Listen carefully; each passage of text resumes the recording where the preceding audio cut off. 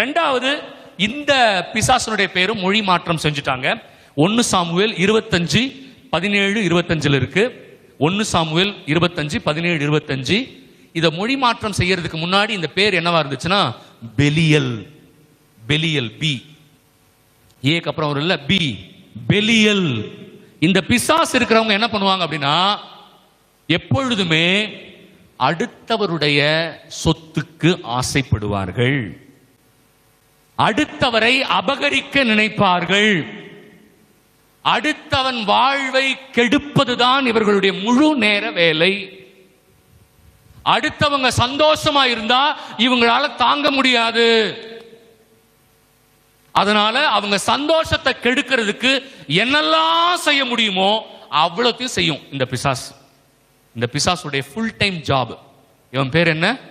பெலியல். போதுமா?